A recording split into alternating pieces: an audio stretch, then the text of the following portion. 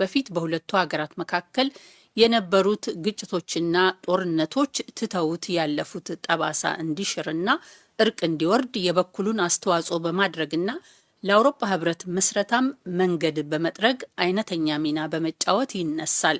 በውሉ 60ኛ ዓመት መታሰቢያ ላይ የጀርመን ካቢኔ አባላት በሙሉ ፓሪስ ተገኝተው ነበረ። ከሁለቱም ሀገራት የተውጣጡ 300 ህግ አውጪዎች በታሪካዊው የፓሪሱ የዞርቦን ዩኒቨርሲቲ የውሉን የአልማዝ ኢዮቤልዩ አክብረዋል።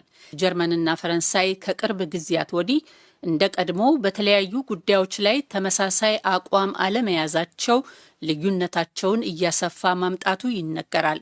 በተለይ የዩክሬኑ ጦርነት ያስከተለውን የኃይል ቀውስ ለመፍታት የነደፏቸው ስልቶች እንዲሁም በወደፊቱ የአውሮፓ ወታደራዊ ትብብር ላይ የያዙት አቋም የተለያየ ቢሆንም ባለፈው እሁድ የኤሊዜን ውል 60ኛ ዓመት ሲያከብሩ የሀገራቱ መሪዎች ትብብራቸውን ይበልጥ አጠናክረው አውሮፓን በጋራ ወደፊት ለማራመድ ቃል ገብተዋል። በስነ ስርዓቱ ላይ የጀርመን መራሄ መንግስት ኦላፍ ሾልስ ሁለቱ ሀገራት ከ60 ዓመት በፊት የኤሊዜን ውል ለመፈራረም ያበቃቸውን ምክንያት እንዲህ አስታውሰው ነበረ። Die Vereinigung der europäischen Nationen erfordert የአውሮፓ ሀገራት አንድ እንዲሆኑ ለብዙ ዓመታት የዘለቀው የፈረንሳይና የጀርመንን ጥላቻ መወገድን ይጠይቃል ሲሉ የቀድሞ የፈረንሳይ ጠቅላይ ሚኒስትር ሮበርት ሹማን በጎርጎርሳዊው 1950 የተናገሩትን የፈረንሳዩ ፕሬዚዳንት ሻርል ደጎልና የጀርመኑ መራሄ መንግስት ኮናርድ አደናወር ከ12 ዓመታት በኋላ የኤሊዜን ውል በመፈረም እውን አድርገውታል። ይህም ለተወሰኑ መቶ ዓመታት በጀርመንና በፈረንሳይ ሲወርድ ሲዋረድ የነበረውን ጥላቻ እንዲቆም አድርጓል። አዲሱ የትብብር ዘመን ጅማሬ በቀጣዮቹ ዓመታት የማይበጠስ ወዳጅነትና ወንድማዊ ፍቅርን አስከትሏል።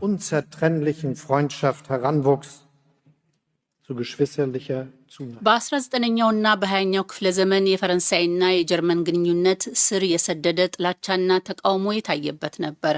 በሁለቱ ሀገራት መካከል በተለያዩ ጊዜያት የተከሰቱት ግጭቶችና ፖለቲካዊ ፍጥጫዎች እንዲሁም ጦርነቶች በሀገራቱ መካከል ረዥም ጊዜ ያስቆጠሩ ጥላቻዎችን አስከትለው ነበረ። ፍጥጫዎቹ ካስነሷቸው ጦርነቶች አንዱ የአንደኛው ዓለም ጦርነት ነው። በዚህ ጦርነት ጀርመንና አጋሮቿ በጎርጎሮሳዊው 1918 ለሽንፈት ተዳርገዋል። ከ21 ዓመታት በኋላ የናዚ ጀርመን መሪ አዶልፍ ሂትለር ፖላንድን ሲወር ብሪታንያና ፈረንሳይ በጀርመን ላይ በጎርጎሮሳዊው መስከረም 1939 ጦርነት አወጁ። በዚህ የሁለተኛው ዓለም ጦርነት የጀርመን ወታደሮች ፓሪስንና ከፊል ሰሜናዊ ፈረንሳይን ይዘው ነበረ። ፈረንሳይ በአጋሮቿ እርዳታ በ1944 ነፃ ወጣች። ጀርመን በግንቦት 1945 ተሸንፋ እጅ ሰጠች። ሁለተኛው የዓለም ጦርነት እንዳበቃ በጀርመንና በፈረንሳይ መካከል እርቅ ማውረድ የሚታሰብ አልነበረም። ሆኖም ያኔው የፈረንሳይ ጠቅላይ ሚኒስትር በኋላም የሀገሪቱ ፕሬዝዳንት ሻርል ደጎል የወሰዱት ያልታሰበ እርምጃ ሊሆን አይችልም ለተባለው እርቅ መነሻ ሆነ። ደጎል ያኔው የፌዴራል ጀርመን መራሄ መንግስት ኮናርድ አደናወር ወደ ፈረንሳይ እንዲመጡ ግብዣ አቀረቡ። ይህም የሁለቱን ሀገራት የቀደመ ታሪክ መቀየር የቻለ ልዩ ክስተት ነበረ። የግብዣው ዓላማም የፈረንሳይንና የጀርመንን ግንኙነቶች በባህል በንግድና በፖለቲካ ደረጃ ማስቀጠል ነበረ። ከዚህ በመነሳትም ሁለቱ ሀገራት የተከተሉት የእርቅ ሂደት ለአውሮፓ ህብረትና አንድነት መንገድ ከፈተ። ይህም በሮሙ ውል ፊርማና በ1957 በአውሮፓ የኢኮኖሚ ማህበረሰብ ምስረታ ተጀመረ። በሐምሌ 1962 አደናወርና ደጎል የፈረንሳይ ንጉሶች ዘውድ በጫኑበት ራይም በተባለችው ከተማ በሚገኝ ካቴድራል በተካሄደ የሰላምና እርቅ የጸሎት መርሃ ግብር ላይ ተገኙ። በዚህም ሁለቱ መሪዎች የጀርመንንና የፈረንሳይን ወዳጅነት ለዓለም ይፋ አደረጉ። ከዚህ በኋላም ዓመት ሳይሞላ በጥር 1963 በፈረንሳዩ ኤሊዜ ቤተ መንግስት ፈረንሳይና ጀርመን የወዳጅነት ውል ተፈራረሙ። የኤሊዜ ውል የተባለው ስምምነት መፈረም በአውሮፓ ታሪክ ትልቅ ስፍራ የሚይዝ ጉዳይ ነው። በኤሊዜ ውል የአልማዝ ኢዮቤልዩ መታሰቢያ ላይ የፈረንሳዩ ፕሬዝዳንት ኢማኑኤል ማክሮ ውሉ ከ60 ዓመት በኋላ ዛሬም ልዩ ቦታ የሚሰጠው መሆኑን አስረድተዋል። የኤሊዜ ውል አሁንም በሁለቱ ሀገሮች መካከል የማይለወጥ ተምሳሌታዊ የሆነ ግንኙነት መሰረት ሆኖ እንደቀጠለ ነው። ሁለቱን ሀገራት ከአንዱ የራይን ወንዝ ዳርቻ እስከ ሌላው የራይን ወንዝ ዳርቻ ላስተሳሰሩ በሺዎች ለሚቆጠሩ ድሮች ምስጋና ይግባቸውና ሁለቱ ሀገራት ለሰላም ለነጻነትና ዲሞክራሲያዊ እሴቶቻቸውን ለመከላከል እንዲሁም በአውሮፓ የጋራ ራዕያቸው እውን ለማድረግ በአንድነት የዘለቁበትም ነው። በጎርጎሮሳዊ 1963 ጥር 22 ከሁለተኛው የዓለም ጦርነት በኋላ በመጀመሪያው የጀርመን መራሄ መንግስት በኮናርድ አደናወር እና በፈረንሳዩ ፕሬዝዳንት ሻርል ደጎል የተፈረመው የኤሊዜ ውል ከወታደራዊ ትብብር አንስቶ እስከ ወጣቶች ልውውጥ ድረስ የሚዘልቅ ነው። ደጎልና አደናወር እውን ያደረጉት ይህ ውል የአውሮፓ የእርቅ ፖሊሲ አዋቂ አስብሏቸዋል። በውሉ ከተካተቱት ጉዳዮች ውስጥ በፖለቲካ ደረጃ አስፈላጊ የሆኑ መደበኛ የምክክር ስብሰባዎችን ማካሄድ፣ በውጭና በአውሮፓ የመከላከያ ፖሊሲ እንዲሁም በትምህርትና በወጣቶች ጉዳዮች ላይ መንግስታቱ ይበልጥ ተቀናጅተው እንዲሰሩ ማድረግ የሚሉት ይገኙበታል። በውሉ መሰረት የተቋቋመው የፍራንኮ ጀርመን የወጣቶች ቢሮ አንዱ ምሳሌ ነው። በዚህ ድርጅት አማካይነት በሚሊዮኖች የሚቆጠሩ የሁለቱ ሀገራት ህጻናትና ወጣቶች ከ320 ሺህ በላይ በሚሆኑ የልምድ ልውውጥ መርሃ ግብሮች ተካፋይ መሆናቸውን የጀርመን የውጭ ጉዳይ ሚኒስቴር መረጃ ያመለክታል። በኤሊዜው ውል መነሻነት ጀርመንና ፈረንሳይ አውሮፓ ውስጥ የሚከሰቱ ቀውሶችን መፍታት የሚያስችሉ መሰረቶችን ጥለዋል። አሁንም ሰላማቸውን ለመጠበቅ ትብብራቸውን አጠናክረው እንደሚቀጥሉ ነው ያሳወቁት።